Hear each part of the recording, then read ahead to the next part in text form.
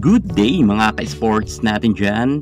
Mga Ateneo na pumasok sa Choco Mucho na batch ni Dina Wong at ni Kat Tolentino ay nagkakaubusan na. Parang ang nauupos na kandila ang mga players na mga magkakasama noon at magkakaibigan, kung saan nagkawatak-watak na nga ang solid na samahan nila dahil nga may kanya-kanya na rin silang pinuntahan. Kilala natin na ang mga magagaling na star players na galing nga sa Ateneo Blue Eagles ay pumasok dito sa Choco Mucho. At ito nga yung batch na kung saan nagkaroon sila ng podium finish at nag-champion sila matapos ngang talunin nila ang team noon ni Cici Rondina ng UST. Pero alam nyo ba na halos dalawa na lang ang natira? At karamihan ay nagsialisa na nga sa Choco Mucho. At ang natira nga dito ay si Dina Wong na lamang at si Kat Tolentino.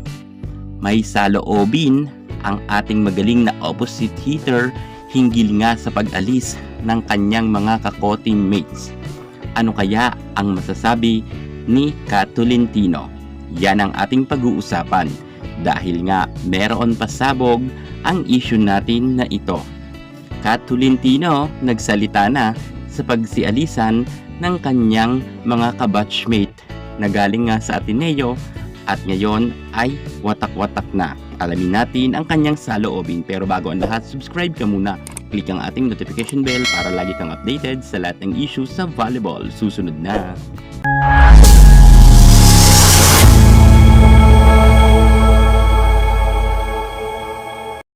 Choco Mucho star players nagkakaubusan na dahil nga nagsisialisan na ito. Bakit nagsisialisan ang mga players? May mga iba't ibang dahilan rin ito mga ka-esports. Alam natin na ang Ateneo ay malakas pagdating nga sa team na kinabibilangan noon nila Boss D at nasa Choco Mucho sila, pero eto nga, halos maubos na nga ang mga players nilang magagaling. Una na ngang umalis dito si Kim Gikiliana, kung saan ang rason naman nito ay nagretiro ng maaga.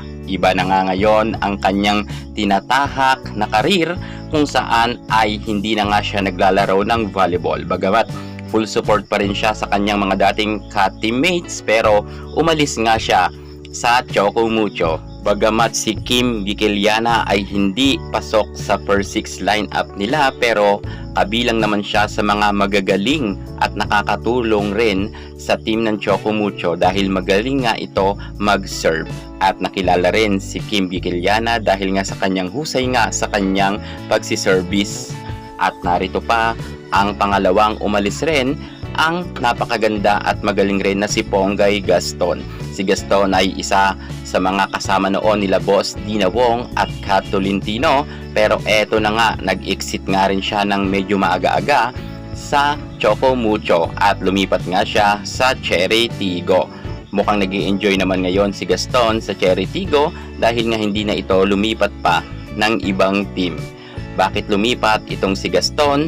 Dahil nung panahon kasi nang nasa Choco Mucho siya ay binabad nga rin ito sa bangko. Alam rin kasi natin na may ibubuga rin itong si Gaston pagdating sa larangan ng volleyball, at kahit saan mo yan ilagay na posisyon ay kayang-kaya niya. Naglibero na to noon, nag-opposite hitter, nag-outside spikers, at higit sa lahat ngayon, middle blocker nga siya sa Cherry Tigo. Yang apat na posisyon na yan ay kinabilangan na yan ni Gaston at very effective naman siya kahit saan siya ilagay dyan. Talagang magaling itong si Gaston at malaking kawalan rin siya sa Choco Mucho.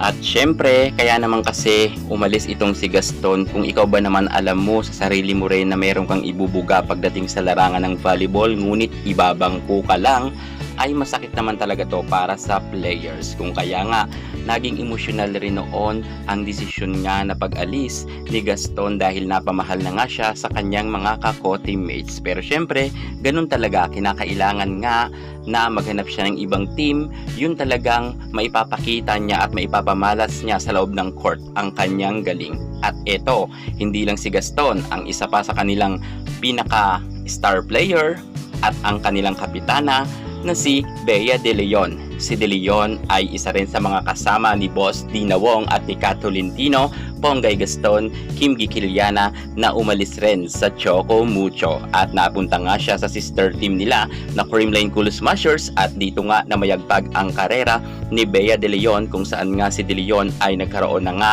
ng 3 gold medal at kasama nga siya sa makasaysayan na Grand Slam ng nasabi nating Creamline Cool Smashers. Mukha talagang sinuswerte rin itong si Bea De Leon sa kanyang paglipat nga dito sa Creamline. At kitang-kita naman natin kung doon nga sa Choco Mucho ay ibinabad nga siya sa bangko ni Coach Dante Alensunurin, pero dito kita naman natin na nag-shine talaga siya at naipakita ni Bea De Leon na meron pa siyang ibubuga sa larangan ng volleyball. Maganda rin ang pangangalaga ni Coach Sharon Meneses sa karir ni Bea De Leon. At eto nga, meron na naman isa na e-exit sa Choco Mucho.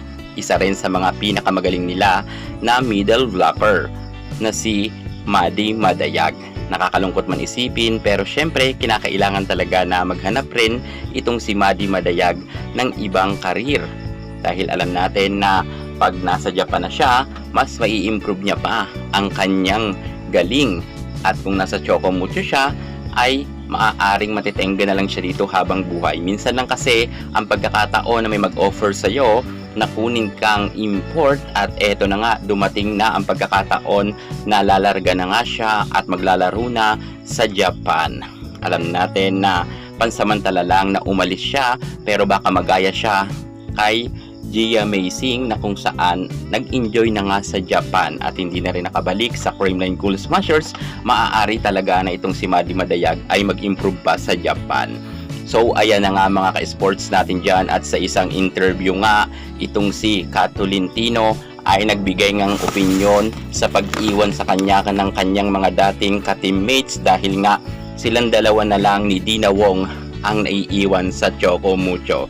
Anya, sabi nga ng magaling na opposite hitter na si Kat Tolentino, happy raw siya sa career ni Bea De Leon sa paglipat sa Creamline Cool Smashers. At si Maddie Madayag daw, minsan lang daw kasi ang pagkakataon nga raw na mayroon sa yung kukuha na import, kaya naiintindihan niya raw kung bakit umalis rin si Maddie Madayag.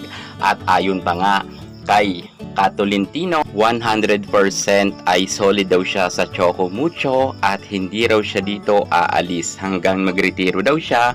Dito lang daw siya sa Choco Mucho. Ganun niya kamahal ang Titans. At marami naman mga humanga kay Kat Tolentino hinggil nga sa pahayag niyang iyan. Dahil nga sabi ni Kat Tolentino, masarap raw mag-champion na yung narito ka sa unang team na iyong napuntahan.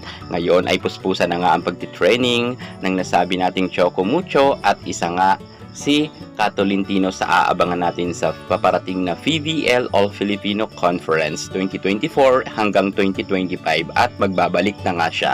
Yan muna ang pinaka-latest natin sa mundo ng volleyball. At para hindi ka mahuli sa lahat ng issue pagdating sa larangan sa volleyball, subscribe na. Thank you so much. God bless.